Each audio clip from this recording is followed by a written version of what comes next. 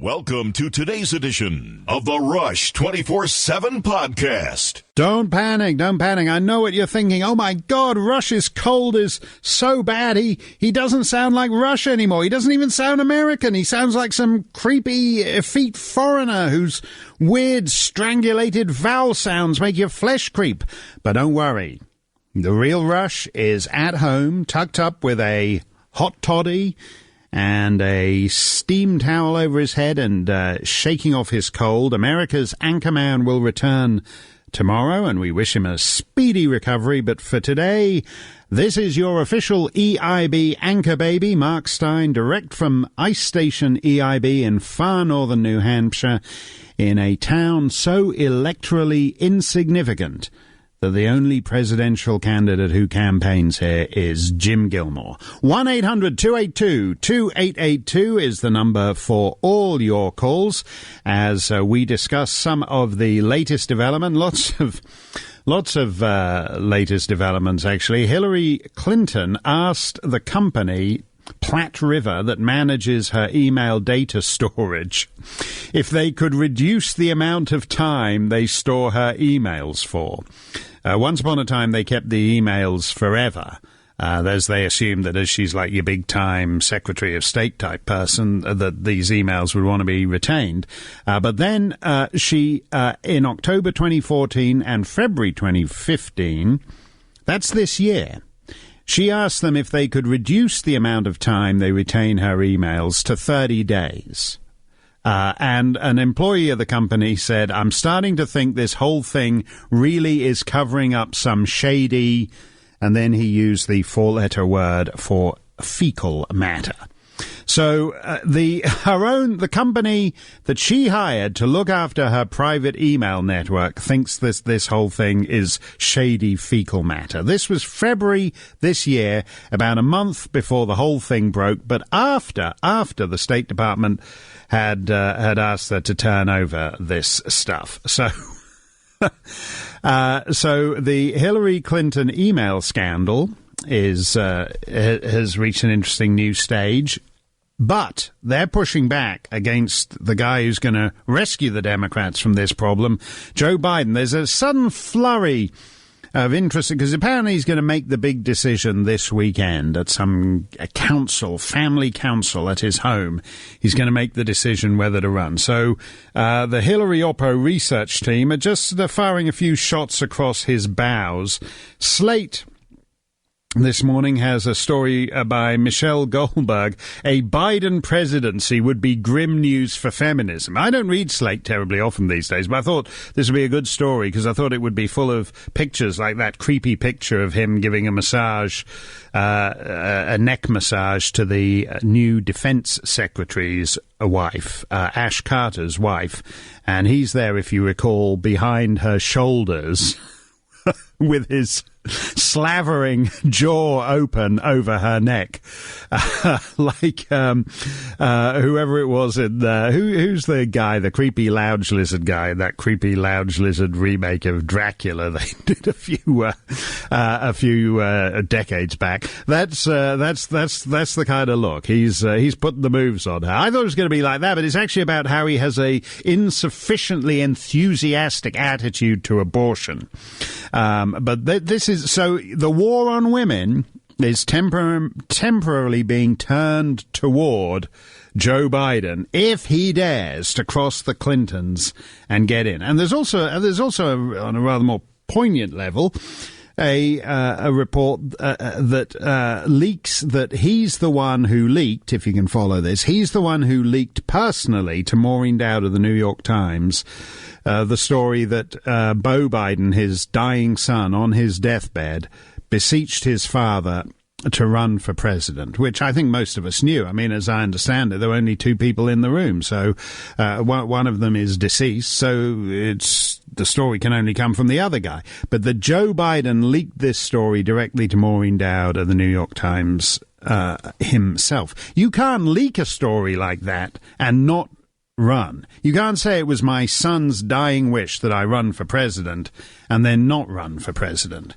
Maybe Joe Biden thinks he can, but at any rate, he's supposed to be making the big decision this weekend. And already the Hillary Oppo research team are going to town on him, that he has a woman problem. He's got insufficiently enthusiastic for partial birth abortion. So he's clearly unfit to be the standard bearer of the Democrat Party, because he goes on about how he's Catholic and he believes the Catholic Church's teachings on abortion, and he's passionately, personally, profoundly opposed to abortion, but that he would never let his passionate, personal, profound beliefs interfere with his legislative agenda. But they're saying that's not good enough, so they're already getting the Oppo research out. Likewise, in intra-party feuding, Trey Gowdy has opened up on this guy, Kevin McCarthy. You know this guy, Kevin McCarthy? Had you heard of him? I'd never heard of him. But he's like the third most important politician in the country. And he's going to be the next Speaker of the House. And he said on TV, gave an example of what the Republicans had accomplished, that they'd managed to reduce Hillary's poll numbers by staging these Benghazi hearings. I mean, this is one of the most revolting aspects of the Republican establishment in Washington. It's partisanship without any point, without any purpose. So he takes something that's actually been quite effective with the Benghazi hearings, and he says, it was just done to reduce Hillary's poll numbers, and look at how it worked. In other words, he gave her campaign ad, and he's now apparently within 2 or 3 votes or whatever it is of becoming the next Speaker of the House. And Trey Gowdy, who has done a good, terrific job on that committee, has said that, this is a problem. How many times can somebody apologize, he says. Yes, he's apologized as many times as a human can apologize. It doesn't change it. It doesn't fix it. Gowdy is furious with this guy. And he's trying not to let his fury show. Kevin is a friend, which makes the disappointment, frankly, even more bitter. If faith tells you to forgive somebody, Gowdy trails off, it's tough. It's tough, he says after a minute. People should go by what we've done. He's talking about the committee here. But for all the hard work of the committee has been erased by this Kevin McCarthy guy saying that it was just done to Hillary's poll numbers. Pointless partisanship is as pathetic as anything.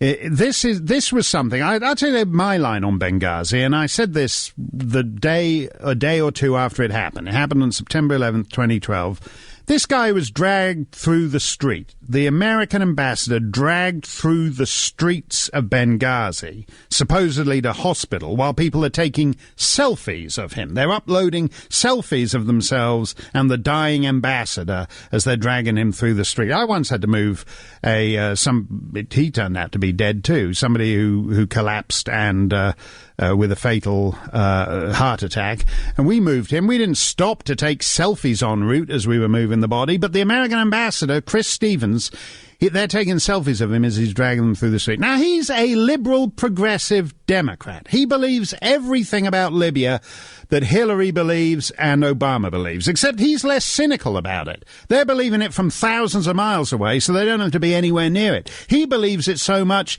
he takes a job there in this hellhole, failed state, imploded state that is Hillary's creation.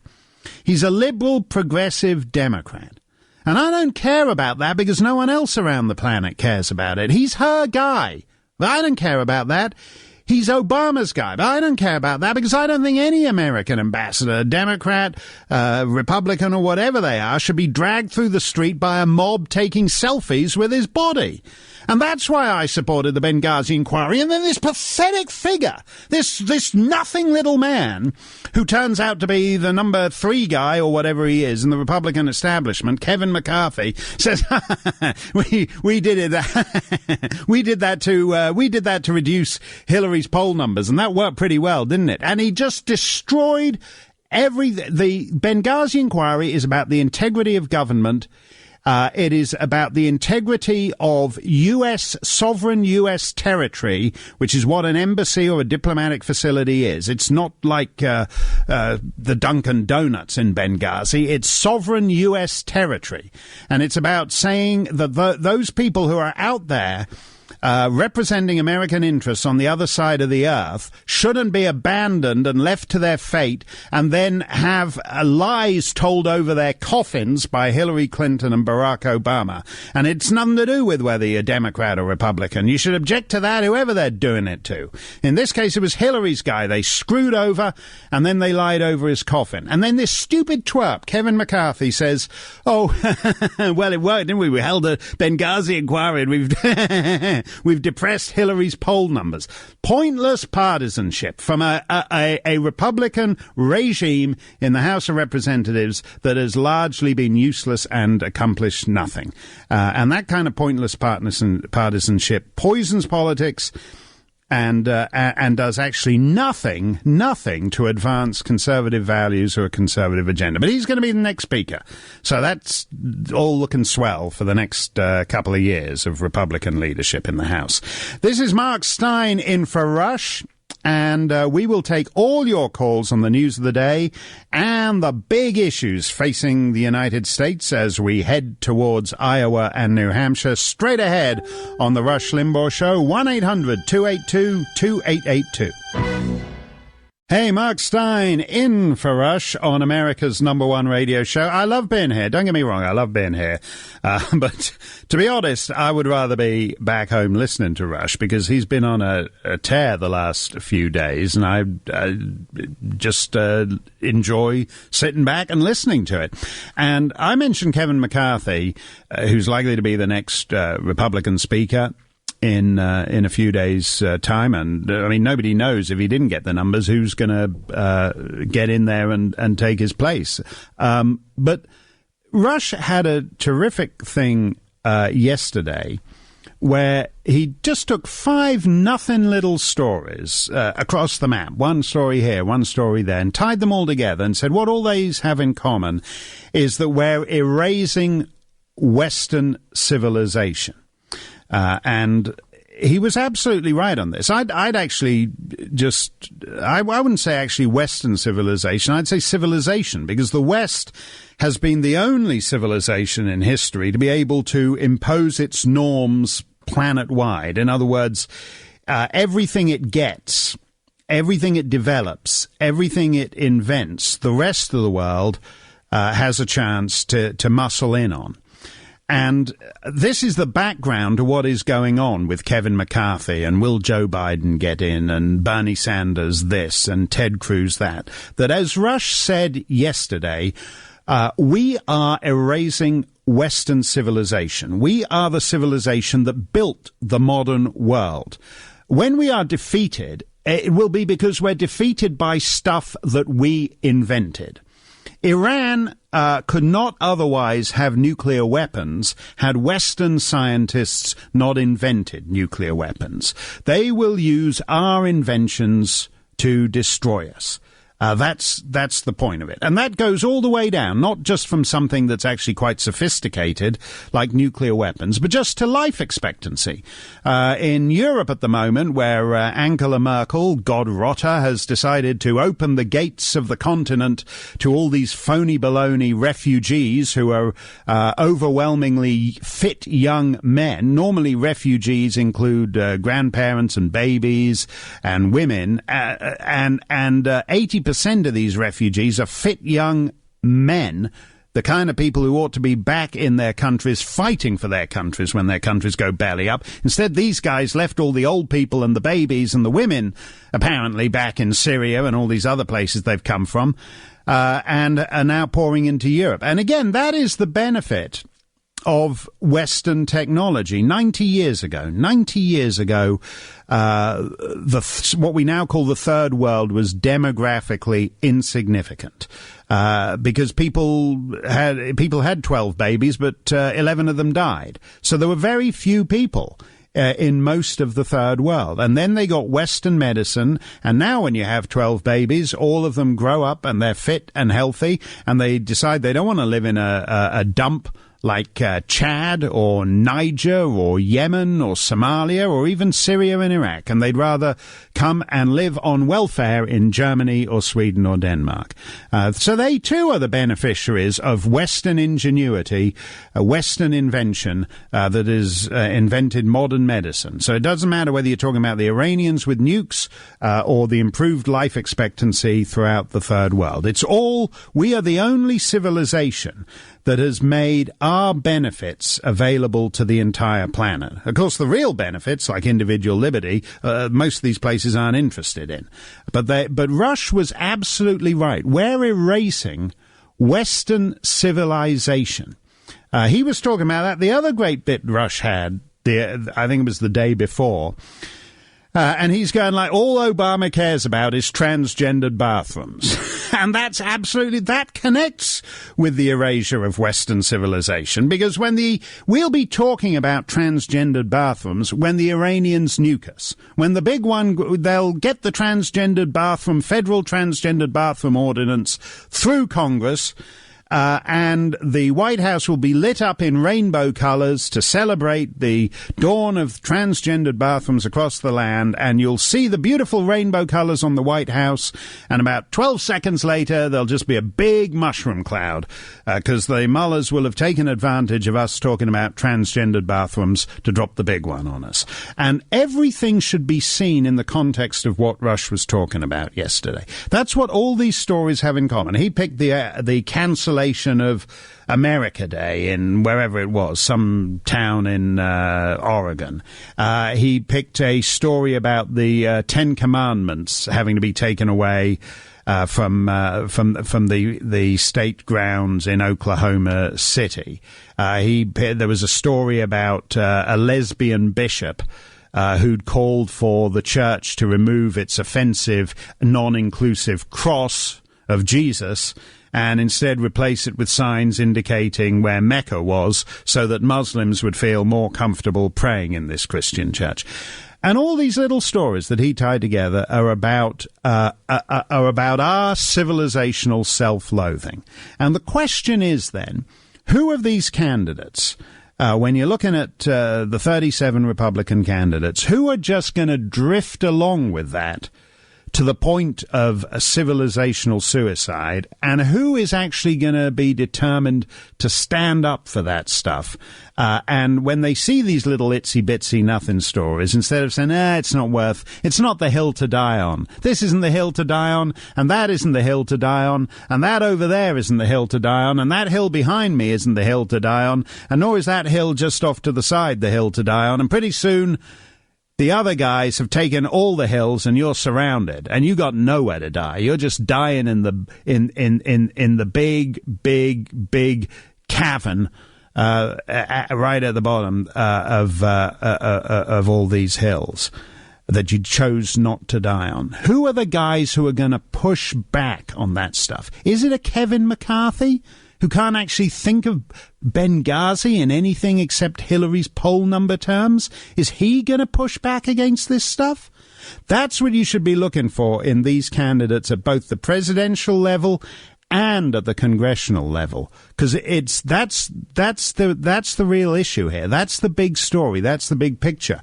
And people don't really follow European politics terribly closely here. But like Angela Merkel, the European leader who has decided to open up the gates of her country to these phony refugees, to this phony refugee tide, she's a conservative. She was supposed to be Germany's Thatcher.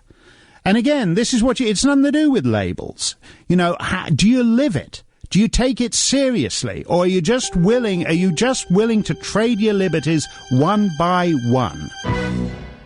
Yes, Russia has been stricken by the cold, afflicted by some flu-like virus, and he's at home resting today, but he will return tomorrow. Don't forget, if you go to rushlimbaugh.com, you need not be discombobulated by any sinister foreign guest hosts, because you can get Rush in any known form at any time of the day or night. If you subscribe to Rush 24/7, you can, it means what it says. Anytime you can listen to Rush 24/7 if you want to. But if you just don't want to, you'd like to listen to him for 3 hours in the middle of the night and you wake up at 2 a.m., then you can listen to Rush at 2 a.m. just by going to rushlimbaugh.com and becoming a Rush 24/7 subscriber. Don't forget, by the way, the Limbaugh letter, which features Rush's exclusive interviews with powerful conservative thinkers.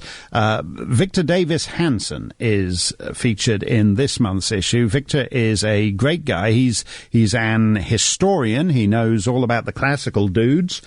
The ancient Greeks, those kind of fellas, the fellas running around in the togas and the sandals. He knows all that stuff, but he's also a hands-on working farmer, so he knows what it's like at the sharp end too.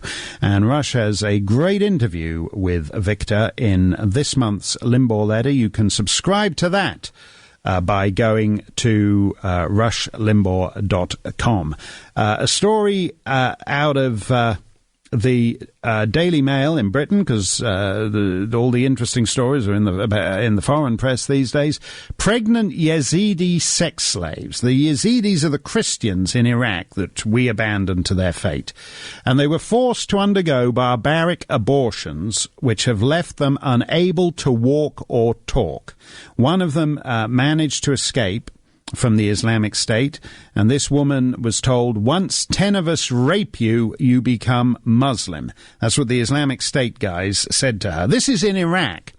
People are bored with Iraq. You know, Obama gives all these sort of desiccated speeches where he says Americans are weary of war. Well, they're not as weary as this woman in this Yazidi over there who's being told, once 10 of us rape you, you become Muslim. Don't worry, only 8 more to go.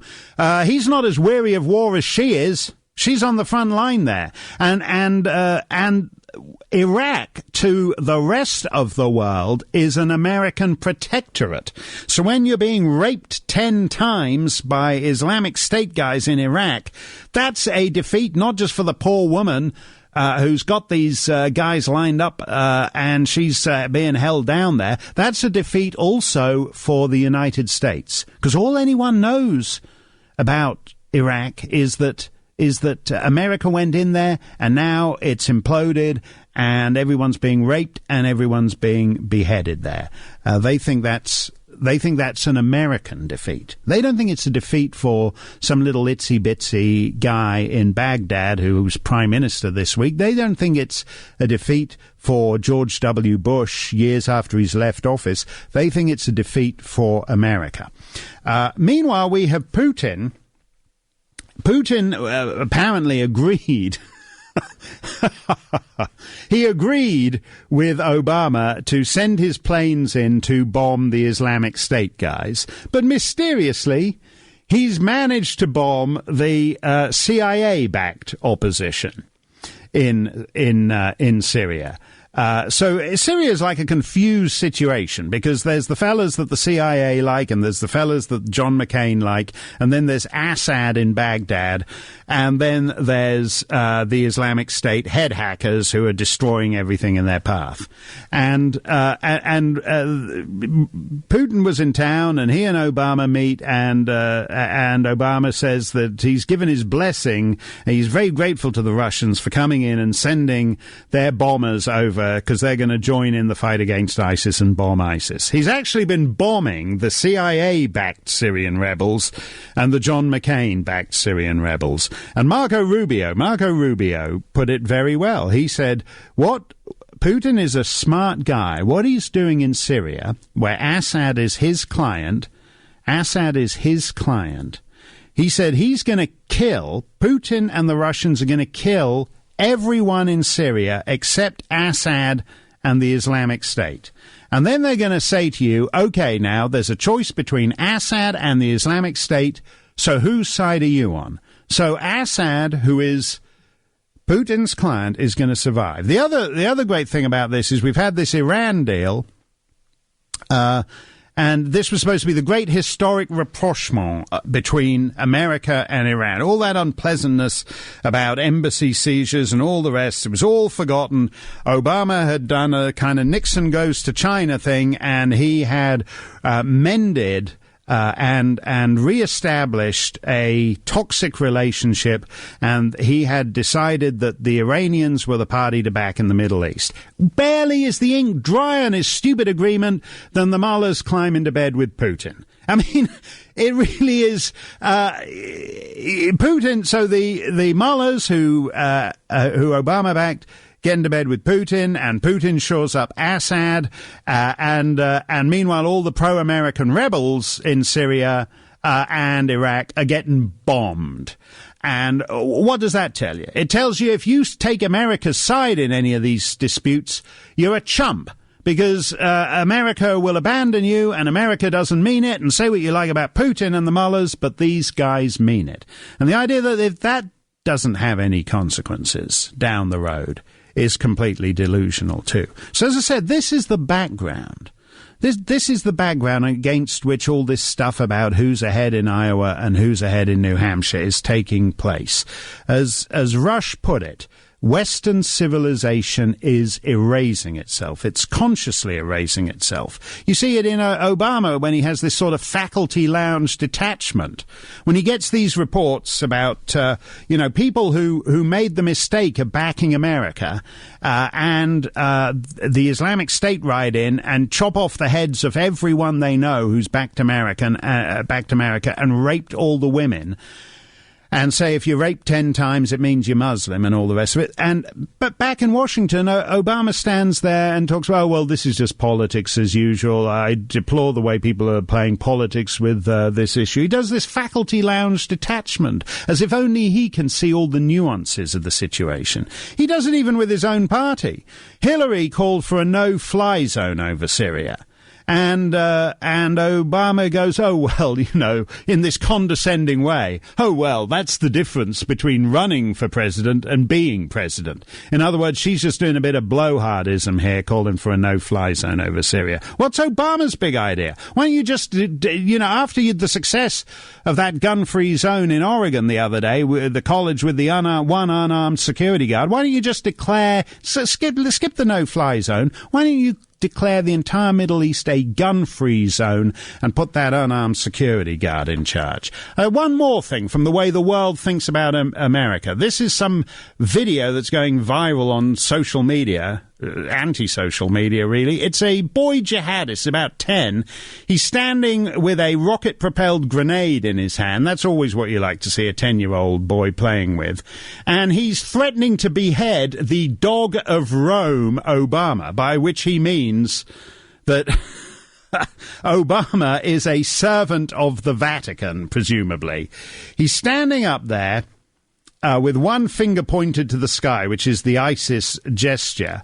And he warns Obama to wake up from your sleep and pay the jizya, which is the religious tax that infidels have to pay to Islam. Pay the jizya in submission before the swords of the caliphate reach you and cut your filthy head. A 10-year-old boy with a rocket-propelled grenade with an RPG is standing there in this video telling the dog of Rome, Obama, to submit to the caliphate or die. And that is what 10-year-old boy jihadists make of this president and make of American power in the world. Mark Stein in for Rush. We'll take your calls straight ahead. Hey, Mark Stein in for Rush on the Excellence in Broadcasting Network. Rush returns tomorrow, Freaky Friday, running everything down in New York, and Ali call screening. And Mr. Snerdley couldn't get on a plane to be in New York in time. He's somewhere in Florida at an airport, the last payphone in Florida. You'll see him standing there frantically in contact with the show from that payphone at whichever Florida airport it is. So look for him and say hi to him, because it's been a stressful morning to him. Let's go to John in Mercer, Wisconsin. John, you're live on the Rush Limbaugh Show. Great to have you with us. Good morning. Right on target with that monologue this morning. I think Rush is exactly right. This is self-inflicted, what's happening to the United States and America, with the blessing and assistance of the Democrat Party and the support of our watchdog media, or is it lapdog media? Sometimes I can't remember. But I did call in with a subject very simply, and that is we've got the Republican Party, which is like a group of Boy Scouts that lets the Democrats get away with everything they do. For example, this Kevin McCarthy issue. Why would he ever do or say anything like that? You know, the Democrats never put themselves in that position. For example, they know how to adopt the narrative. The narrative being, or an example of it being, war on women. Right. I can't understand that. It's a phony issue, and yet everybody goes bonkers when you use that, and quite often it's effective. What happened to the issue that the Republicans could have had, like the war on babies? We never hear this, but this is a never-ending battle that the Republicans could use to their benefit. Have you heard even one of them utter that phrase? Yeah, you make a good point there, John, is that even if you think the war on women is total rubbish, they're incredibly disciplined about sticking to this. And actually all their issues they talk about in those kind of terms, like big gay, which is like about now clubbing into submission any little baker that happens to disagree with them. But whenever you see them on TV and they talk about it, they say, oh, well, it's about the freedom to love. And when they're standing outside the Supreme Court and they've just overturned thousands of years of understood marriage law, they say, oh, well, love wins. And they never deviate from that. And they never, when they go on and they're being interviewed on camera, they don't say, oh, well, we found a wedge issue with which to stick it to. They never talk. They don't talk like that. And this guy, this idiot, he takes something on which the Republican Party actually has a good bipartisan record, where the president and the secretary of state lied to the American people about what was to blame for Benghazi. And even though it was dead liberals, dead Democrats, people who agreed with them who were the victims of it. This is how callous and cold-hearted they are when they're not talking about love wins. Exactly. And the Republicans had a great record on that, and then one stupid little nothing guy that 99% of the American people have never heard of, but he's going to be the third most powerful guy in the country, throws it all away in one stupid soundbite, John. Exactly right. And the media is waiting to pounce on this and support this non-issue, if you want to call it an issue. What's the big deal? So he said it. The point, very simply, is now the Republicans need to support Kevin McCarthy and say, it's a non-issue. Come on, get off of it, just like the Democrats do when they blow something out of proportion, like the war on women. Yeah, but you know what he's doing there? What he's doing there is he's telling you the way he views the world. So he's telling you he doesn't get the big picture. He doesn't get what Rush is talking about.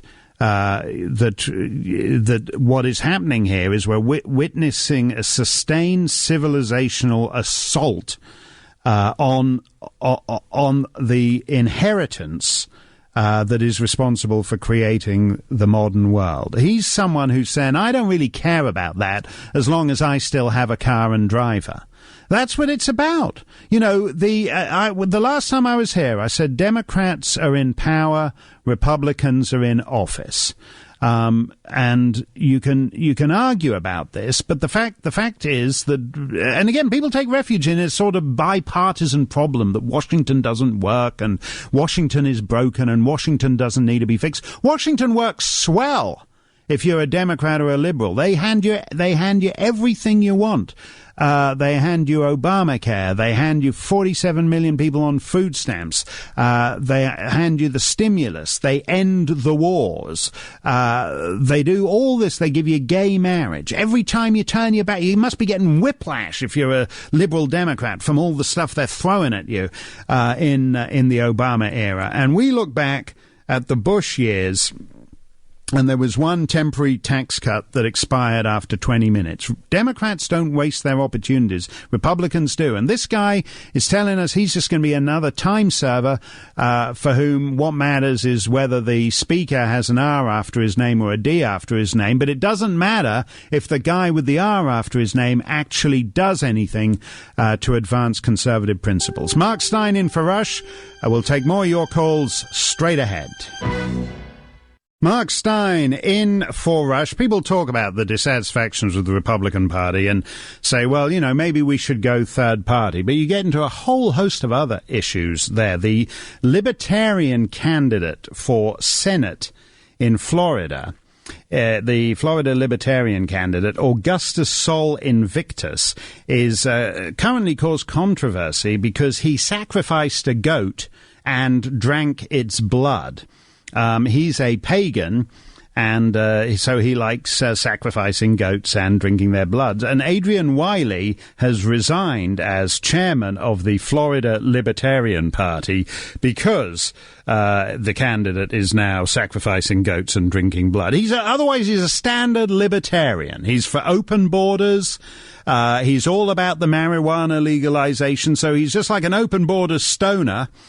So he's got fairly conventional views on most of these things, but except that he likes sacrificing goats and drinking their blood. And he's not wanting to impose his alternative lifestyle on anybody. If he does win and he throws a victory ball in Florida or in Washington, they will be, there'll be a choice. There'll be goat blood for those so inclined, but you'll also be able to get Mountain Dew if you don't want to drink the goat blood. But he's now caused trouble in Florida. The chairman of the Florida Libertarian Party has resigned because he said this man is the complete, absolute antithesis of a libertarian He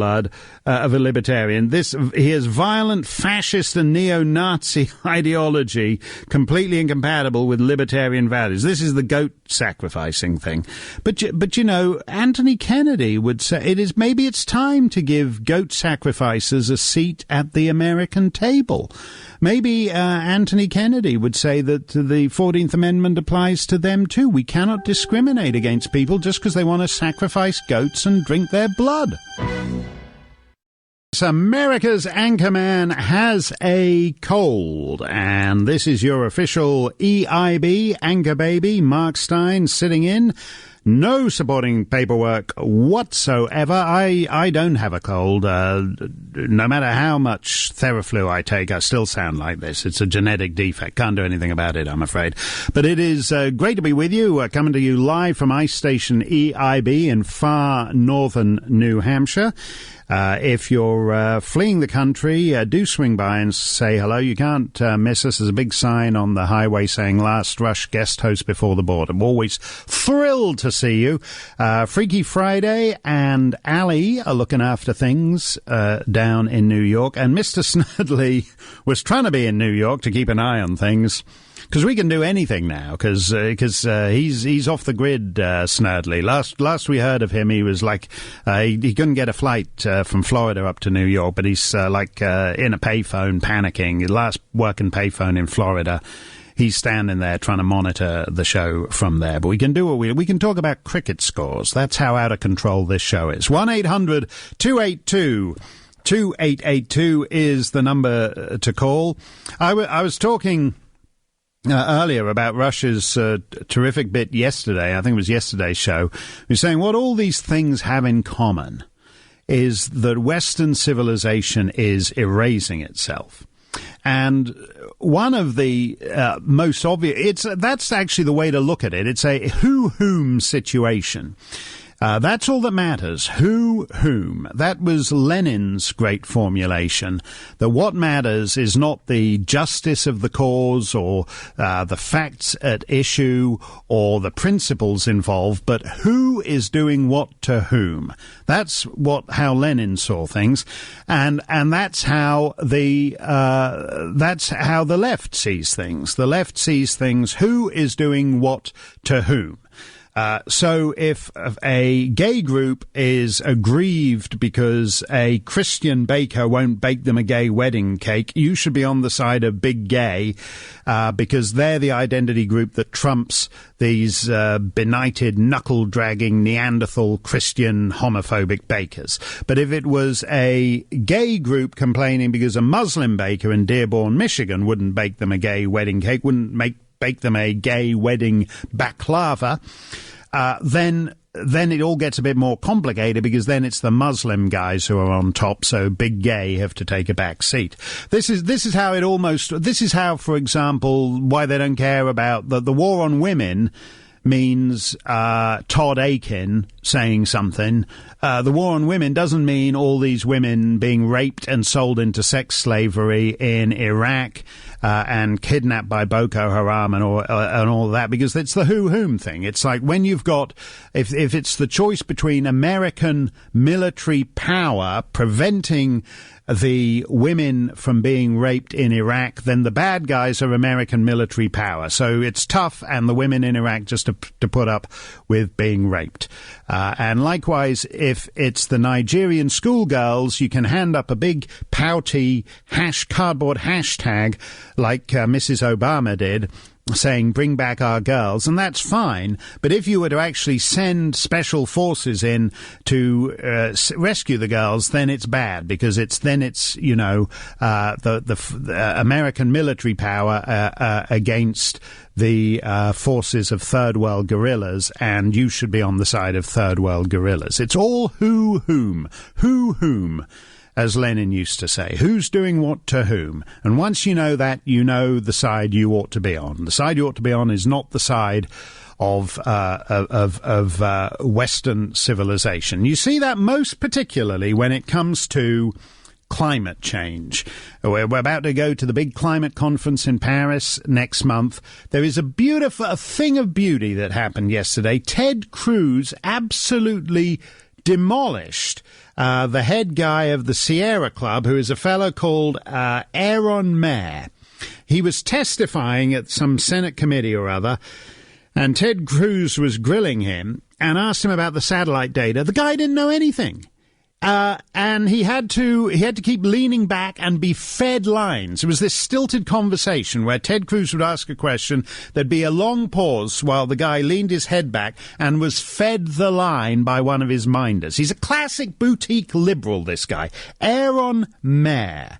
Remember his name, M-A-I-R. He's president of the Sierra Club, and he has one little talking point that he kept reiterating over and over, like he had environmental Tourette's. He could only repeat his little verbal tick that 97% of the scientists were agreed on this climate change thing, which isn't true, by the way. My book demolishes this 97%. My new book, I've written a book, it's called A Disgrace to the Profession.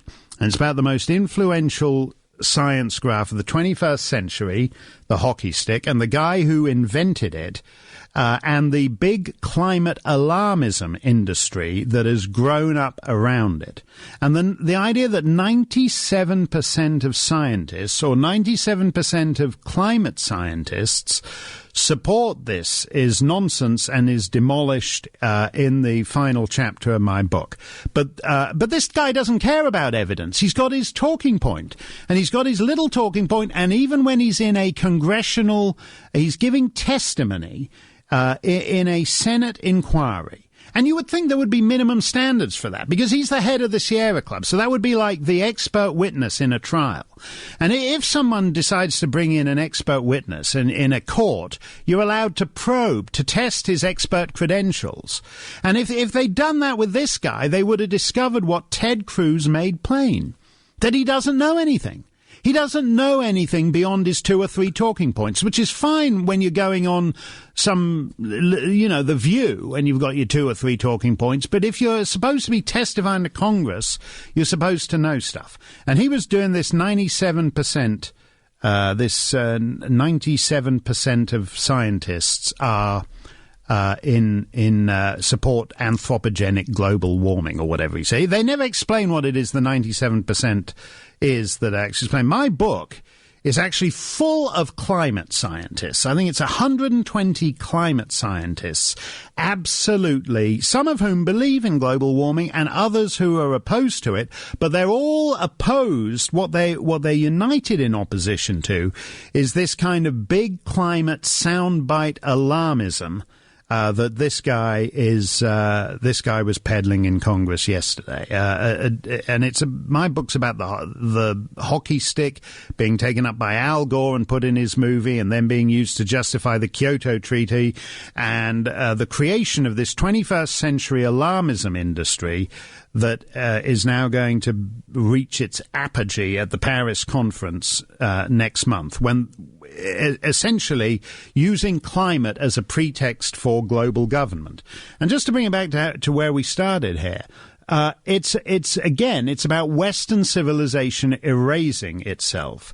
Naomi Klein, a compatriot of mine, she's from Canada, and she wrote a big-selling book about essentially environmentalism, and they've now made a film about it, which is not going to be as big as An Inconvenient Truth, because it's far more boring even than Al Gore's movie, but where she effectively comes out of the closet and she says, yes, this is about using environmentalism as a pretext to destroy the free market economies, individual liberty, and all the rest of it. It's the classic watermelon strategy: green on the outside, deep socialist red on the inside.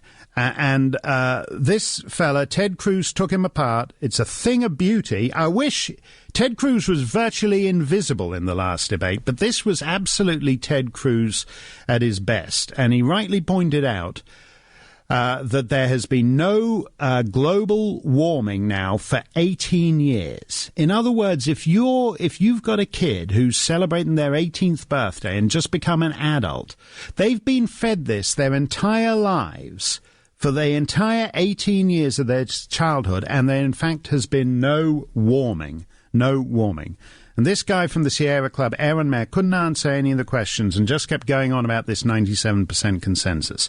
And as I say, in my book, a disgrace to the profession, it's called, but we take apart, among the fascinating things in that book, we do take apart this 97% consensus nonsense, because it's not true. My book quotes hundreds of scientists who all disagree with these egregious big climate alarmists, the sky is falling types. They're embarrassed by people like Aaron Mayer, who claim to know. They claim to be experts in this subject, and they know nothing about it. It's what the Sierra Club does. The Sierra Club is an environmental organization, and global warming is a threat to the environment. Yet in the end, its own president knows nothing about it, because boutique liberalism isn't about facts, it's about feeling. If you've got the right feelings on a subject, so if you feel warm and fluffy towards gays or women, or the poor, or blacks, or the climate, the environment, that matters far more than whether what you do actually harms and hurts the thing you profess to have all these warm and fluffy feelings for. And climate change, we're now coming up to this big Paris conference. Last time around it was Copenhagen, and we were very lucky because the whole ClimateGate email scandal broke. That's also in my book, by the way. These the fact that the people behind the scenes knew there was a global warming pause, knew there'd been no warming since 1998, but they didn't want to tell us. They told each other. They emailed themselves back and forth. A guy called Kevin Trenberth, who's a big American climate scientist, he said in these emails, it's a disgrace that we don't know why there's been no warming since 1998. He actually... Kevin Trenberth, Michael Mann, all these other big climate scientists, they discussed it all in private, but they wouldn't say it in public. Because otherwise they know that the know-nothing guys like Aaron Mayer, this Sierra Club president Ted Cruz took apart, they know that these know-nothing guys will get all confused. They want simple, childish slogans, like what this idiot was repeating in Congress. Oh, well, there's a 97% consensus. There's a 97% consensus. There's a 97% consensus. Can you give my needle a nudge on the record? Because I think it's a bit stuck. There's a 97% consensus. That's all they have. And the reason they're doing this, the reason they take the side of climate change, is because it's all about feelings. And if liberal feelings have to be directed against their civilizational inheritance, it's all part of erasing Western civilization at every opportunity. And Rush's point is right. If you look at any story in the news, take any story you want, and see which is the side that is committed to protecting and defending what is proud of our civilizational inheritance. What takes pride in creating the most developed civilization that has ever existed on Earth, where people are free to live their lives to the fullest potential. And if you look at any issue, the left is always on the side that wants to trash that civilizational inheritance. Mark Stein in for Rush, 1-800-282-2882. Hey, Mark Stein in for Rush at the Golden EIB microphone. Let's go to Amy in Los Angeles, California. Amy, you're live on the Rush Limbaugh Show. Great to have you with us. Hey, Mark. Thanks for taking my call. I have a different view on Kevin McCarthy's remarks because I watched it live. I heard all this hubbub going on, and I went back online to listen to the Sean Hannity interview again. And it seems to me he was describing a side effect of the Benghazi hearings, not the purpose of them. And I think we're just buying into the media continuing to twist Republican words while dumping on McCarthy. I don't think that's the right interpretation. Well, look, I'm always happy not to play the media game when they go, look, a squirrel, and we all chase after it. But with the best will in the world, that McCarthy said this stuff when he was on Fox talking to Sean Hannity, and Sean asked him a question. A very broad question that actually started with the Cromnibus funding, which is another fiasco from the Republicans. And McCarthy then said, what you're going to see is a conservative speaker that takes a conservative Congress that puts a strategy in to fight and win. And let me give you one example. Everybody thought Hillary Clinton was unbeatable, right? But we put together a Benghazi special committee, a select committee. What are her numbers today? Her numbers are dropping. So he wasn't talking about it as a side effect. No one had mentioned Benghazi. He introduced he was the one who linked Benghazi with Hillary Clinton's poll numbers, Amy. The word had never occurred in the interview before that point. Well, I still think that he was... I think the words are being parsed from that, but I see your point, but I have a different view. So I want. Well, you're entitled to your view, Amy. But look, let's pare that back and say that you could have that if you were being interviewed on Sean Hannity's show on Fox, or if I was, or someone else. But this is a guy who's going to be the most prominent Republican until Election Day in the United States, the most powerful Republican. He has to know what he's saying when he's in front of a microphone, doesn't he? Yes, I agree, and perhaps he could have done that better. But I think he was also trying to show that there are Republicans in Congress doing stuff. And I think showing that Benghazi is being looked at and that it's uncovered a lot of stuff and that Clinton isn't being helped by that, I don't think that is saying that this was just a partisan political game. Well, you and I will have to disagree on that, Amy. The point is, he's running for whatever it is, the third most powerful position in the United States of America, which is the most powerful nation on earth. And there's like 300 million people in this country. And it's the minimum job requirement that you ought to be able to think what it is you're saying before you open your mouth. Now, there's all kinds of things that people say that I don't care about. When Trump says, Mexico's sending us all our rapists, I don't care about that. When Trump says, I like guys who are, I like war veterans who don't get captured, I don't care about that. I don't care when Jeb is supposedly in trouble for saying that stuff happens about Oregon. These kind of things politicians say all the time. You're out there, you you're on the stump, somebody asks you something, and you say something, and it's not quite carefully enough formulated. Yeah. But this guy he's running for a job where this is what he does. Framing issues and advancing the Republican agenda is what he does. And this is how he framed Benghazi, Amy. You're right. There's a difference between a presidential campaign and a campaign cycle versus someone who's in office, and you're right. Well, I hope he's... and do you support this guy as he's coming up?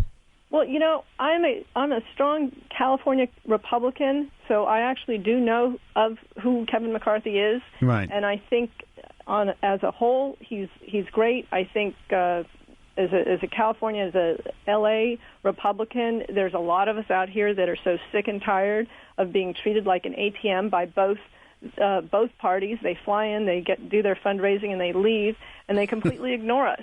And I think they make a huge mistake ignoring California. So from that point of view, you'd like a California guy in there. California guy in there, and there's a lot of good conservative Republicans out here. Reagan's California. No, I know. I love it. I go and speak in Orange County once every couple of years. They always give me the best time out there, and they're terrific people. But sometimes when you give hostages to fortune like this, Amy, then there is a price that has to be paid for it. This was an unforgivably stupid gift to hand your political opposition, and that's why Trey Gowdy's furious with it. Mark Stein for Rush, more straight ahead. Mark Stein in for Rush. He has a cold, so his voice sounds funny today. Not as funny as mine, but funny enough for him to want to stay home, put his feet up, take it easy, and have a Theraflu or two. And he will be back tomorrow with full-strength, authentic, all-American excellence in broadcasting. Don't forget, you can always go to rushlimbaugh.com and become a Rush 24/7 subscriber. And then what do you care about guest hosts? You can listen to Rush any time of the day. And if you feel he's got a cold coming on, you can say nuts to that, and you can go and find some more mellifluously sounding little bit from the archives that will not so distress you as Rush when he's got a bit of a frog in his throat. So you go to rushlimbaugh.com, you become a Rush 24/7 subscriber. There's all kinds of other stuff there. You got a link to the latest Rush Revere book, and you can subscribe to the Limbaugh letter too, where they got a terrific interview with Victor Davis Hanson, who talks almost as much sense as Rush. He's like must be number 3 or 4 in America when it comes to talking more sense than anybody else. And that's all at rushlimbaugh.com. I love the stuff that the left worries about.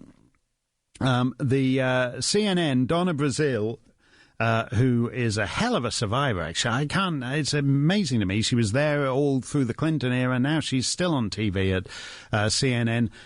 Why the Roberts Court is scary. I think the Roberts Court is scary too. This is the Chief Justice who twisted himself into a pretzel to justify Obamacare. This is the Anthony Kennedy's court that voted 5-4 to overturn the definition of marriage as it has prevailed throughout human history. I find the Roberts Court scary, but that's not why Donna Brazile finds it scary. She thinks it's scary because of minority rights and because the Supreme Court is going to gut part of the Voting Rights Act. And it is amazing the way. Again, I'm assuming that this is coming from Hillary. Hillary's got to do something. She's got to get hold of. She's just got to gin the base up on the war on women, war on minorities. Something. She needs to do something to reverse the slide in her numbers that is happening in Iowa and New Hampshire. Bernie Sanders is real. He's a real phenomenon. He's not just the anyone but Hillary character that people think he is. He's actually got a constituency there, and he's authentically serving that constituency. Who is Hillary's constituency? Hillary's constituency is, fat Saudi sheikhs who are prepared to give her husband tons of money to give a speech. Hillary isn't anybody except an entitlement candidate. She's basically, I was complaining about Angela Merkel in Germany the other day, but you say what you like about Angela Merkel, at least she became Chancellor of Germany on her own ticket, not just because she's some career sex fiend's enabling wife, which is basically the reason why Hillary feels she's entitled to be president. But Hillary is going nowhere. And it's not even the email scandals. I mean, I think, in a strange way, the email scandal is a distraction from the fact that Hillary would be an awful candidate even if there was nothing going on. And they're frantic to shore her up now. So on the one hand, the Oppo research guys are saying, well, they're doing this warning thing to Joe Biden. Well, you get in the race. We're going to bring up some of your early abortion votes. He voted to repeal Roe v. Wade in 1982, Joe Biden. And that's the kind of thing. That's like, what is that, 33 years ago? That's a third of a century ago. They're going to be dragging up votes from Joe Biden that are not where the Democrat Party is now from 1982. You could still be a pro-life Democrat in 1982. It wasn't there. It was only, whatever it is, 9 years after Roe v. Wade. You could still be a pro-life Democrat. But they're going to be dragging up all these votes from 19... They're saying, you get in the race, you are not going to know what hit you. We're the Clinton machine. Remember what we did to Barack Obama? Okay, well, never mind that. That didn't work out so well. But remember what we normally do to these guys, and we're going to do it to you. And so they're doing that on the one hand, and on the other hand, they're running these, phony non-issues to energize the base. That why the Roberts Court is scary, because it might require a form of picture ID. Requiring a driver's license to vote is the most popular form of voter ID. But millions of Americans don't drive or can't afford a driver's license. They can't afford a driver's license. And in some places it can be 100-mile drive to the nearest Department of Motor Vehicles. You can get a thing that looks like a driver's license that is exactly the same as a driver's license and is a non-driver's form of state-issued ID. You don't have to take a test for it. It's not like you have to show that you're not blind or whatever. You just get that anyway. You need ID to get into a Hillary Clinton campaign meeting. You need to, in other words, for the citizenry to be ushered into the presence of the woman who wants to lead your country and be your citizen executive. You, the humble peasant citizen, need not just a piece of ID, but you need to undergo a background check to be ushered into Hillary Clinton's presence. But when it comes to the sanctity of the ballot, the most vital, essential part of citizenship, of responsibility of citizenship in a free society, that you are the person who is entrusted with selecting the government of that country, because it is a government, it is self-government in which you, the people, select those who govern you. Then you don't need any ID for that. It would be outrageous to say to someone, you need to show your driver's license for that. You need to show your driver's license to get into a Hillary Clinton campaign event. You need to show your driver's license to get into an attorney general, federal attorney general press conference where he's denouncing the need to show your driver's license as racist. You need to show your driver's license to get on a plane. You need to show your driver's license to get into a lot of office buildings in American cities these days. You need to show ID to check into a hotel. But you don't need to show ID when you vote. And that's what Donna Brazile is saying, why the Roberts Court is scary. You need to show ID to vote in every developed country on earth. But it's only hateful haters.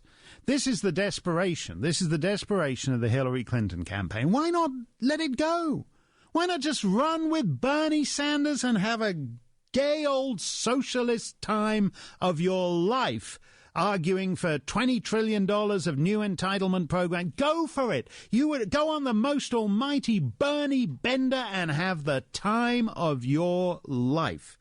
And that's the choice that's facing the Democrat Party. It's simply no fun. It's no fun having Hillary. It doesn't do anything for them. Doesn't sort of get their juices going. It's not like the libertarian candidate in Florida sacrificing the goat and drinking its blood. When you drain the juices of the Hillary Clinton campaign, it just leaves a sour, bitter aftertaste. They don't care about the emails. Clinton scandals come baked in. They don't care that she's on the take from Saudi princes giving money to her rotten foundation. They don't care that the foundation spends 94% of its money on so-called expenses, so that if you give $100,000 to the Clinton Foundation because you're all concerned about diarrhea in Africa, only $6,000 of the $100,000 donation goes to diarrhea in Africa. The other $94,000 is just all sluiced up, flying Bill, Hillary, and Chelsea around the world. And there's all the people there, they're drowning in the diarrhea in Africa because they thought they got the big donation from of $100,000, and only $6,000 is going to diarrhea in Africa. Why get swashed away by Clinton Foundation African diarrhea when you can have the romance of your lives with the Bernie Sanders campaign? The desperation of the Hillary Clinton campaign as her numbers sag. Because right now, he's absent anything else. She's going to be testifying on Benghazi. She's got the drip of scandal and lack of enthusiasm, and he's on course to win Iowa and New Hampshire, and all bets are off. Then it's then the Bernie bandwagon is really going to go for it. Mark Stein in for Rush. We'll take your calls straight ahead. Let's go to Dale in Ventura, California. Dale, you're live on the Rush Limbaugh Show. Hi, Mark. I disagree with your last caller in Los Angeles. I'm in the next county over. Kevin McCarthy is not a conservative. His voting record with conservative view is F rating. He's only voted as a conservative 45% of the time, which means 55% of the time he's a liberal. All we're going to get with him is a repeat of Boehner without the crying. So Craig Gowdy was right to be upset with him because his comments do undermine the investigation. Yeah, no, he's right. And without the fabulous permatan of John Boehner, because Kevin McCarthy comes from California, whereas John Boehner is in famously sun-drenched Ohio. So John Boehner had the big tan, and he does all the crying. So, who's it going to be if it's not going to be Kevin McCarthy then, Dave? Well, I'm hoping that it's going to be an ultra-conservative. The fact of the matter is this country has gone so far to the left that unless we put an ultra-conservative in to drag us back to the middle where we have a happy medium, we're not going to be getting anywhere. We're just going to be going in reverse. Absolutely right. What you need is someone, you don't need, as I've said on this show before, you don't need politicians who move toward the center. You need politicians who move the center toward them, as Ronald Reagan and Mrs. Thatcher did. And that's right there. I mean, do you think what's worrying to me about this McCarthy business, right? Nobody had heard of this guy. Most people don't know who he is. But he was next in line after Eric Cantor got knocked out in his congressional race in the primary. So he's supposed to be next in line for the throne. And these remarks of his are reckoned to be not a disqualifying comment. In other words, he's still on course to be Speaker, Dale. Well, I hope they do eliminate him. We need more conservatives, somebody with an A or B rating, like Daniel Webster. But on top of that, Kevin McCarthy is a Los Angeles Republican, which really means he's a liberal. And this is not going to help our country. It's going to be a total repeat of everything. Everything's going to just be the same. Nothing's going to be changed. It doesn't matter if we get a Republican into the White House, because I think the election of Kevin McCarthy as Speaker is going to so turn off the Republican Party, you're going to have people sitting out the election again. Yeah, I wouldn't put that past you. There was Ronald Reagan was a California Republican, Dale. What's happened in the last 35 years? Well, Ronald Reagan was not of the establishment. Kevin McCarthy is and will remain a member of the establishment elite. He's going to do whatever he can do to stay in power and keep that money flowing to himself. But the other big point, Dale, is that California's demographics have changed. They have changed dramatically. Ronald Reagan couldn't get it. California used to be a provider of American presidents, Nixon and Reagan, and not anymore, because its demographics have totally changed over the last 40 years. You've had a big influx of Hispanic immigration. And this is why a lot of Republicans outside California are terrified that they're going to end up with the same choice of Democrat light that Republicans have to make up for. You have all these guys like Schwarzenegger. When Schwarzenegger got elected, he was going to be, what did they call him? The governator. He was going to be the governator because he was going to terminate programs. He couldn't terminate a thing. Nobody can name a single thing that Schwarzenegger accomplished while he was governor of California. But he ran on this, I'm fiscally conservative but socially liberal. In other words, all the icky, embarrassing bits about conservatives don't worry, I'm not like that. I'm just fiscally conservative but socially liberal. And it turns out that when you do that, all the fiscal liberalism comes with a hell of a price tag. And what has happened to California is that it has been so demographically transformed over the last 40 years that you cannot get a real conservative Republican elected in Sacramento. And as you say, when you send a California Republican to Washington to be Speaker, that's going to have a very depressing effect on a lot of the conservative base. That's true, because they gerrymandered the districts in such a way so that the coastal people, which are predominantly liberal, encompass the majority of the districts, and they've left the Republican districts to be small zones, so it's hard to get a Republican into office.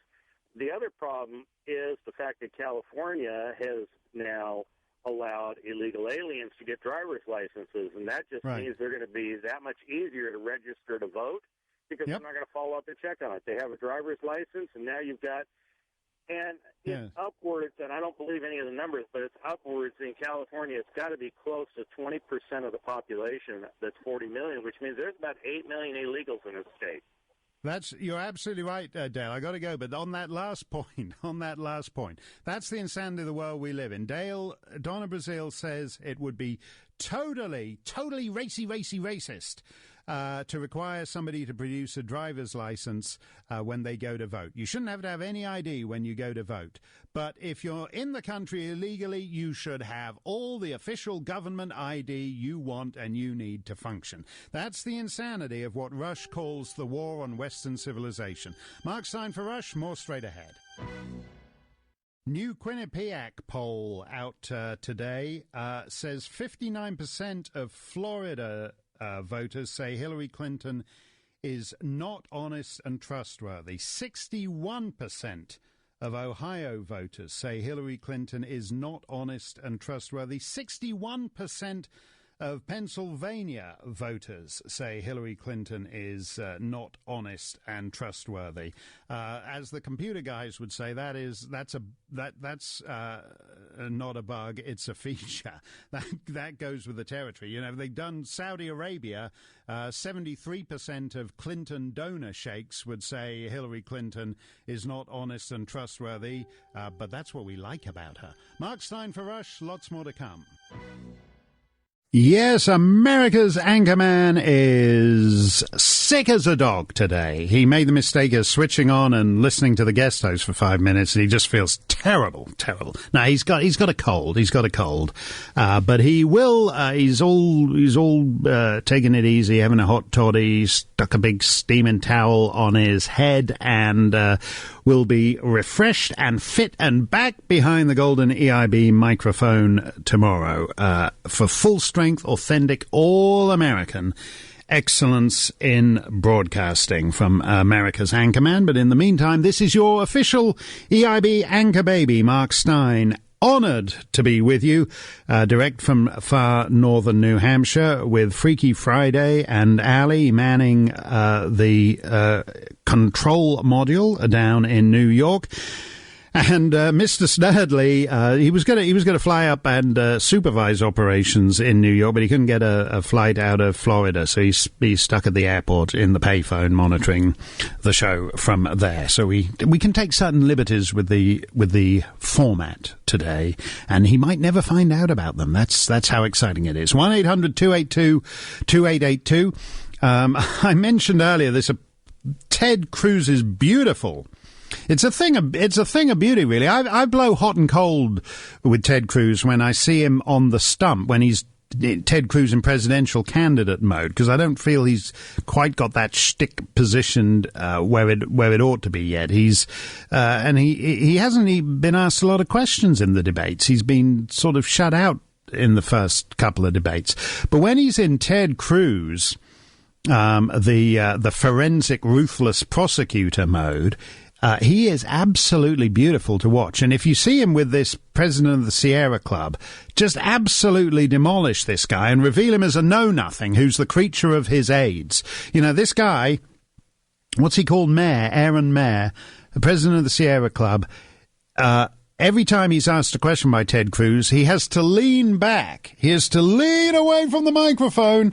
And then there's this long pause while his minder reads the correct answer into the puppet's ear, and then the puppet raises his body upright again. You've got to be fit, by the way, to be one of these know-nothing type guys who testifies to Congress, because you've got to keep doing all this leaning back. You lean back away from the microphone and get told the right answer by the aide, and then you have to be able to lift yourself up the prone position and get back into position to give the answer that you've been fed to by your minder. And Ted Cruz takes him apart beautifully. And the guy just keeps repeating, I'm with the 97% consensus of scientists that global warming is really real and super scary, and the sky is falling, and the whole planet is going to burn. The planet's going to cook. That's the phrase they talk about. The planet's going to cook. It's going to be like one of those meatballs that you do so it's just like, it's not like that healthy, nice light brown with bits of tomato in it. It's just all black and crisp. The planet's going to cook. And he keeps falling back on this 97% consensus. And I said that in my book, I take apart this 97% consensus. And I've had these emails from people scoffing, who say, look, there is a 97% consensus. My book, A Disgrace to the Profession, page 295, about the so-called 97% consensus, which comes from a survey conducted by Margaret Zimmerman, MS. What's MS? Master of Science? It's not even a PhD, never mind a Nobel Prize or FRS or any of the big post-nominal letters. It's just MS, Master of Science. Margaret Zimmerman. She did this survey for the University of Illinois. She sent a 2-question online questionnaire to 10,257 Earth scientists, of whom 3,146 responded, of which 90% were from the United States. So it's supposed to be the world scientists. 90% come from the United States, and within that, 9% come from California. So California represents a bigger size of this sample of the world's scientists than Europe, Asia, Australia, the Pacific, Latin America, and Africa combined. So of those 3,146 Earth scientists who responded, here's the shocker. They discovered that in actual fact, around, let's keep it rough numbers here, around 50% of Earth scientists do not buy into the global warming thing. So then she narrowed it down further. She decided, that doesn't work. The Earth scientists, too many of these Earth scientists don't buy into the global warming thing. So she instead selected 79 of the sample, 79, and asked them a further question, climate science experts, as she called them. And 2 gave the wrong answer, so they were knocked out. And so 75 now out of the remaining 77 made it through to the final round. 77 made it through to the final round, of which 75 were in favor of the big global warming alarmism or whatever it was. And so she said there's a 97.4% consensus. 75 scientists, of whom 10% are from California, and of whom less than that represent Canada, Europe, Asia, Australia, the Pacific, Latin America, the rest of the planet combined. 75 scientists are what this chump from the Sierra Club, President Aaron Mayer of the Sierra Club, when he's going on about the 97% consensus, that's what he means. 75 scientists who answered a 2-question online questionnaire from Margaret Zimmerman, a Master of Science student at the University of Illinois in 2008. There's more scientists. My book, as I said, it quotes 120 scientists who are basically unloading on big climate alarmism, the hockey stick, the IPCC, the need for all these various aspects of it. There's more scientists in my book than in the supposed 97% consensus that this guy quoted and that Ted Cruz took apart. And as I said, the only reason they did that is because they asked Earth scientists in general who know, because there's all kinds of aspects of climate change. You've got to know about ice cores. You've got to know about computer modeling and statistics. You've got to know about dendrochronology. You've got to know about the oceans. You've got to know about clouds. And so they had all the Earth scientists. But the Earth scientists, there was no 97% consensus. So then they narrowed it down to these very narrow 77 scientists who were deemed by this one MS, Master of Science student, to meet the criterion. And 75 of those 77 students agreed with her. And that's where this guy spouting his 97% consensus, Aaron Mayer, president of the Sierra Club, that Ted Cruz took apart. Do have a look at what Ted Cruz does to this guy, because that's Ted Cruz at his absolute best. The forensic prosecutor. I would love to watch a debate if Ted Cruz became the nominee. I would love to watch Ted Cruz go back and forth with Hillary Clinton like that, go back and forth with Joe Biden or Bernie Sanders like that. It would be a thing of beauty. But in the meantime, look at what he did to this president of the Sierra Club. It's a boutique liberalism. They say they're the party of science. When they're telling you, which is a big part of my book, when they're telling you, oh no, the science is settled, they're saying we can't handle the science. Science is too complicated, too nuanced. There's light and shade and black and white and nothing and shades of grey, and it's all murky and full of uncertainties. And we can't handle that. What we like is Barney the dinosaur slogans. And so this idiot who knows nothing, the creature of his minders, like so many depressing, miserable people you see doing these fabulously well-remunerated jobs who know nothing about the job they're doing. The president of the Sierra Club, Aaron Mayer, sits there in Congress and reveals himself to the world as an idiot who knows nothing about the subject he's supposed to be giving expert testimony on. I'm not claiming I'm the biggest science expert in the world, but I do know something because I got sued for a 7-figure sum by this idiot Michael Mann, this climate science buddy of Barack Obama.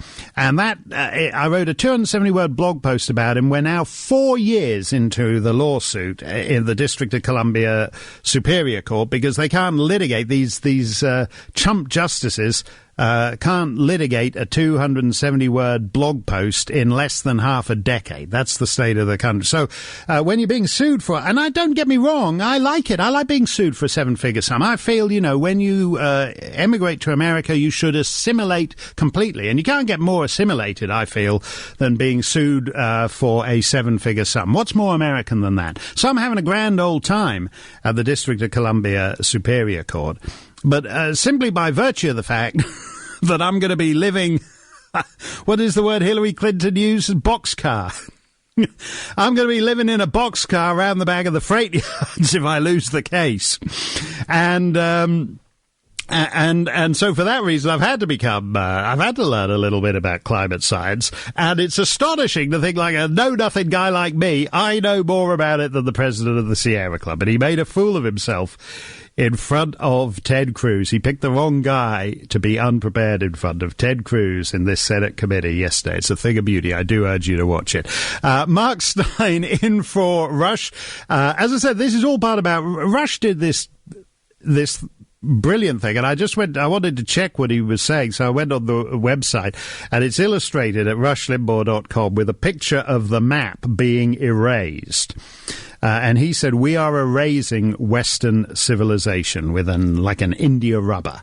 And he's absolutely right. That is what all these stories have in common. When you look at who you're supposed, if you're a lefty and you get confused about some of these things, because you're in women's rights, you believe in women's rights, but suddenly Obama is standing up in Cairo defending the right of women to go around covered in a head-to-toe body bag, a burqa or a nakib or a hijab or whatever. And you're thinking, well, hang on a minute, I thought we're the left, aren't we the party of women's rights and women's lib, and now he's saying women should be subservient and just go around in body bags. All you need to do is pick the side that is not Western civilization, and that is the side that the left has to be on. So if it's a dead white European male versus a woman who wants the government to pay for her contraception because she likes to have sex all the time, then you're on the side of the woman who wants to have sex all the time. But if it's a dead white European male arguing for the right of women in the Muslim world to feel sunlight on their faces, right? When you can't go out except when you're wearing the head-to-toe body bag, so you're prevented by law from feeling sunlight on your face. And if it's a dead white European male saying, no, I think that woman should have the right to feel the sun on her face once in a while, then you should be on the side of the woman in the body. The internal contradictions of liberalism are ridiculous, but all you need to do to figure them out is figure out which side represents the glorious civilizational inheritance of the Western world, and if that's A, then you're on the side of B. And Rush is absolutely right about that. Mark Stein on the EIB network. We'll take your calls straight ahead. Hey, Mark Stein for Rush. Let's go to Robert in Norfolk, Virginia. Robert, you're live on the Rush Limbaugh Show. Great to have you with us. Hi, Mark. Thanks. My concern is that I believe the Obama administration's actions over the past 7 years are now resulting in an attempt at the reemergence of superpower status by the Russians. Right. I think this is an example of what Russia was talking about yesterday, of the erasing of Western civilization. I think that we've proven that the Russians are playing chess and we're actually playing checkers. And I wonder whether or not the next Speaker of the House is going to be concerned about this issue. I hope that he is. You know, Josh Earnest said this really stupid response to Putin's actions. He said Russia will not succeed in imposing a military solution any more than the United States was successful in imposing a military solution in Iraq. This is Josh Earnest saying this. So that's the official U.S. position, that you don't have to worry about Putin doing this stuff because he won't be any more effective at waging war than we are. And that's the response of the United States to Russia's military intervention in the Middle East. And where it all gets confused, Robert, I think, is that Obama wanted this. He thinks the absence of American power, this again fits in with what Rush was saying, that he thinks the absence of American power is good in the world. The absence of not just power, but of American influence. He thinks American influence has been bad for the world, and that all these people, the Somalis and Yemenis and all the rest of them, will all be better once they just left to themselves to get on with what they want to do. And other people like Putin and the Chinese Politburo and the Ayatollahs see an opportunity because they say there's a big hole where America used to be. Why don't we go and fill that hole, Robert? So, in a sense, this is the world Obama has made. The absence of American power creates opportunities for other people. And I think the world will suffer because of that. We've been really the lone superpower for the past over 2 decades, but it's been a superpower on the side of good and doing things on behalf of people for their benefit. I don't think that anybody can claim that the superpowers of the past, the Soviet Union, had that same approach. And I think that if Putin is given that green light, which in my view he has been by this administration, he's no fool. He's going to take that green light and he's going to run with it. And I don't think it will be for the benefit of the global community. No, but when you say that's true that America has been a benign presence on the world stage, but that shouldn't confuse us as to what the purpose of power is. It's Lord Palmerston's famous line from the 19th century. England has no eternal friends or eternal enemies, only eternal interests. And that's how Putin looks at the world. Putin doesn't look at the world and say, oh, what can we do for these nice starving people or all these displaced refugees in Syria? Or what he looks at is what is Russia's national interest and what can I do to advance it? What is China's national interest and what can I do to advance it? What is Iran's interest and what can we do to advance it? And there is something, again, Obama looks at the world from the point of view of a guy who's sitting around in the faculty lounge with 3 other colonial studies professors at 2 a.m. having a philosophical conversation. The question isn't really, okay, let's take your view that American power is bad for the world. Who then replaces America? And Obama doesn't care about that part of the question, Robert. Yeah, I agree, Mark. I think it's something that we should be concerned about. And again, I hope that whoever is the Speaker of the House next will be concerned about it, because I think there's a tremendous effect that will result if we allow this sort of intervention, or quote filling the void in the Middle East. I think it goes well beyond just filling a void that we're not filling at the moment. I think he's got a much broader strategy than we're either we want to acknowledge or that we're giving him credit for.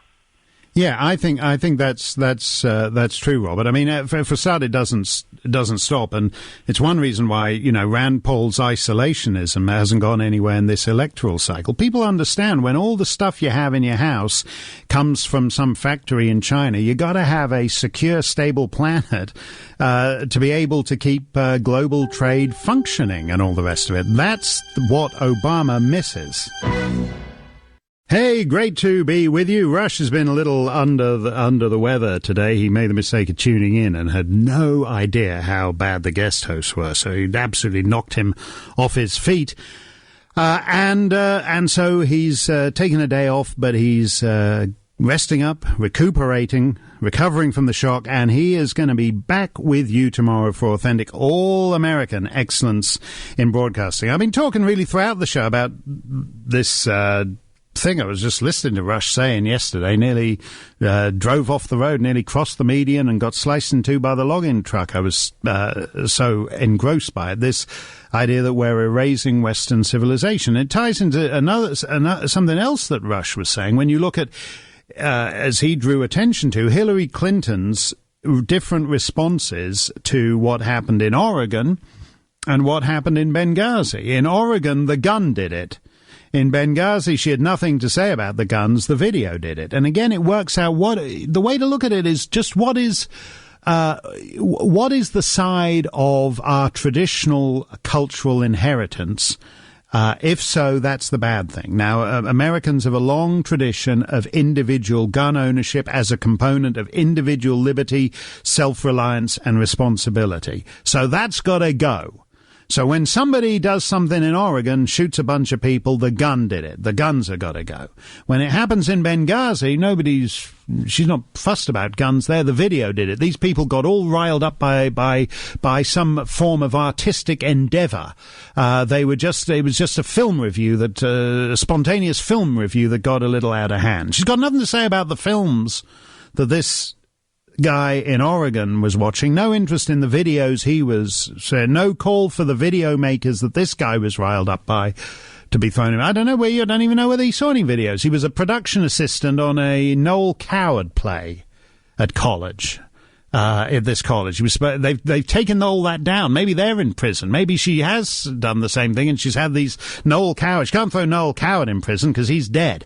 But she hasn't said a word about this Noel Coward production. Did that gaze in blithe spirit? It can be maybe that got him all riled up or whatever. No. It's the gun that did it. It's the gun that did it. Not going and working on a Noel Coward play.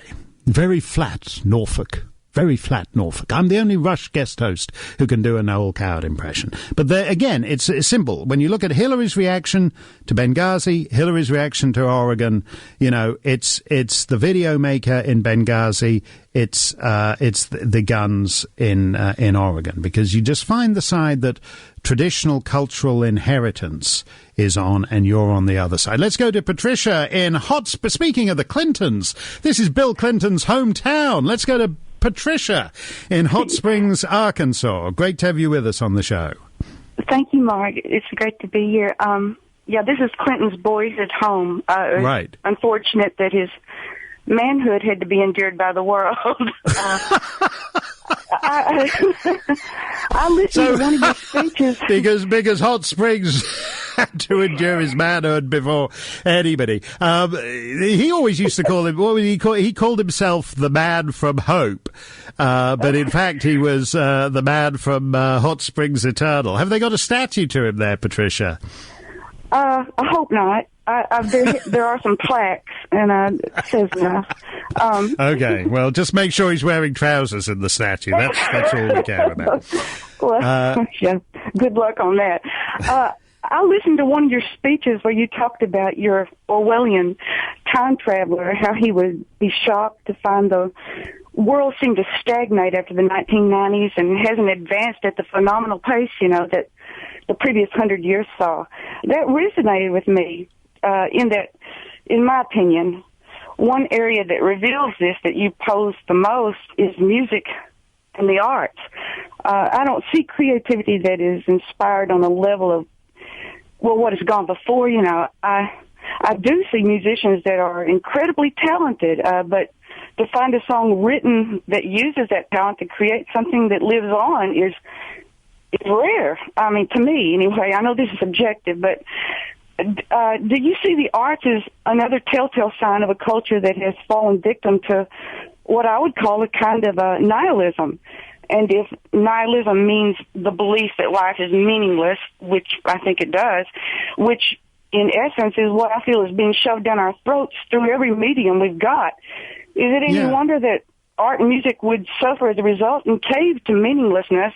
Because if this is the case, nihilists have won, for now anyway, and they did take us without firing a shot. I think there's a lot of truth in that, Patricia. When I was talking about the time travel, I mean, I think, I forget who it was who said this, said that the greatest invention of the 19th century was invention. It was the age of invention, and it came up with a lot of things. I mean, basically, we've refined it, but I mean, basically, your motor vehicle operates on the same principles it did a century ago. It's just got more cup holders, and you can plug your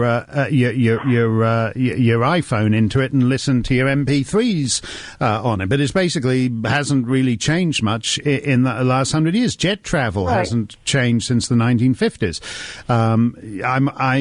I wonder sometimes whether we could actually do as we did in the 1960s when President Kennedy said in 1960, we're going to put a man on the moon by the end of the decade. That's it. It's not going to be like a little machine that goes up there and takes photographs and beams them back. You're going to have an American standing on the surface of the moon holding the stars and stripes by 1969.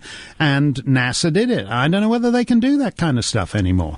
But when you talk about the arts, Patricia, I think it's a slightly different thing. And John Cleese, the Monty Python guy, makes this point rather plaintively in recent interviews, because they were very countercultural in the 1960s. And the thing about a counterculture is it only works if you've got a culture to rage against.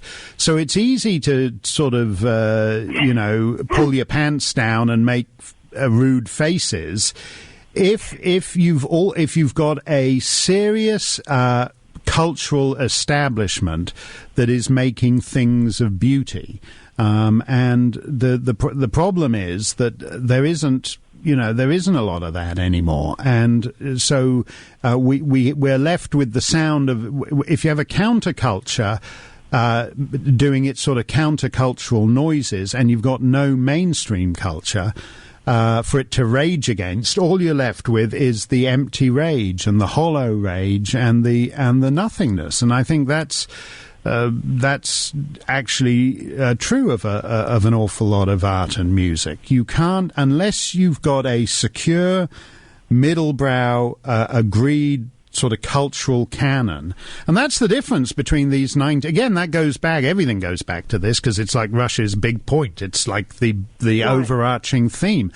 The war on Western civilization. The guys who started this war in the 1960s, and they would come along and they would say, well, Shakespeare is rubbish and Mozart is rubbish, and Rembrandt is rubbish, and we don't need all that. And some guy doing some daubs on a canvas is as good as Rembrandt, and some guy just using swear words that don't rhyme is as good as the greatest poetry of the ages. The difference is that those guys were still in the 60s. They were still educated enough, so they knew who Shakespeare was, and they knew who Mozart was, and they knew who Rembrandt was. And so when they're saying, well, there was a famous review in the Times, and the music critic said the Beatles were as good as Mahler.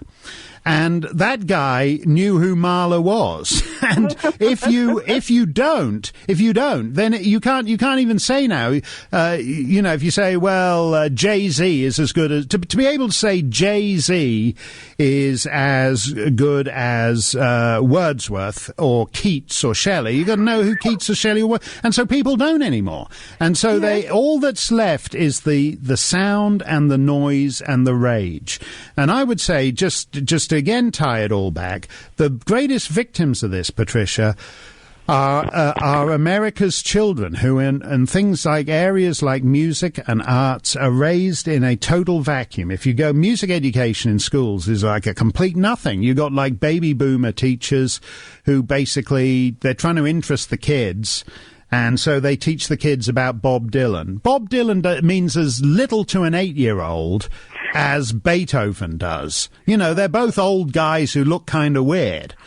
And so why, but the baby boomer teacher wants to teach her favorite pop songs because she thinks that's the only thing the kids can grasp. And in the end, what you're left with, as you say, is just this nihilism, this empty, destructive rage. Thank you for your call, and thank you for watching that YouTube speech of mine, Patricia. I don't think I gave it for YouTube, but I'm always glad to find myself on YouTube, because only last week, Chancellor Merkel of Germany met with that head guy of YouTube. What's he called? Zuckerberg? Is that the YouTube guy? And was telling him that he needs to crack down on dissenting voices. That's Facebook. Yeah, sorry, Facebook. Zuckerberg's the Facebook bar. Doesn't matter. All these things: Facebook, YouTube, Twitter. Make the most of them while you can, because they're going to be clamping down on that. Mark Stein for Rush. More to come. Mark Stein in for Rush. I just want to pick up on something else related to what Patricia and I were talking about. You know, that a counterculture needs a culture to rail against. And the funny thing about that is, if you want to name an industry, a showbiz industry, that has utterly collapsed since the countercultural victory, it's comedy. I mean, this goes back to what Jerry Seinfeld was saying about how he doesn't play college campuses now, because by the time you go through your act saying, well, this may offend women, and this joke may offend gays, and this joke may offend the transgendered, and this joke may offend the ones who aren't completely transgendered but are living in a fluid gender identity. By the time you've done all that, there's nothing left in the act but thank you and good night, because there's nothing lamer these days than so-called supposed transgressive, edgy comedy acts. The triumph of the left, one of its consequences is that it has utterly killed comedy, because the left is the party of that's not funny. And so you now have this weird situation where comedians are having to apologize for jokes, or they're having to say, oh, well, that joke was from 3 years ago, and it's taken out of context. Who was it who had to apologize? Amy Schumer. Amy Schumer had to apologize for a joke where she'd said she liked to date Mexican men, but then at a certain point she thought she'd like to try consensual sex. That was the joke. And so she's been asked about it, and eventually she comes out with a full-out apology. But meanwhile, all the people are saying who they understand it's not a joke really that's very good about Mexicans or Hispanics, but they like Amy Schumer, and they know they're one of them, so they're trying to justify it by saying, oh well, she's playing with concepts of ingrained racism and Latinophobia, and it's an ironic commentary on societies. No, it's not. That's not the reason people are laughing when you say, oh, I love dating Hispanic men, but at a certain point I thought I'd prefer consensual sex. That's nothing to... No one's saying, oh, wait a minute, is this a racist joke, or is this an ironic, detached commentary on the ingrained Latinophobia of our white racist society? Because if it's the second one, I can give an amused titter, but if it's the racist joke, I'm just going to give a big belly laugh and laugh out loud. That's... Can you... The comedy is dead to young people. We are getting very near the condition of the Soviet Union and the Warsaw Pact countries, when the state commissars effectively criminalized jokes about the state ideology. That's how it is at college campuses, except the state ideology is same-sex marriage and transgendered bathrooms and all the rest. But you still can't make jokes about it. And eventually you realize that it's not a racist joke, it's just an ironic commentary on our ingrained racism. Even that defense doesn't work, and it's easy just to be plonking humorless drones, which is why Jerry Seinfeld doesn't want to play colleges anymore. And that goes to that. One other thing I wanted to bring up just quickly before we go, because Robert was talking about how for 25 years, since the collapse of the Soviet Union, it's been a unipolar world. America's been a generally benign superpower, and that's true.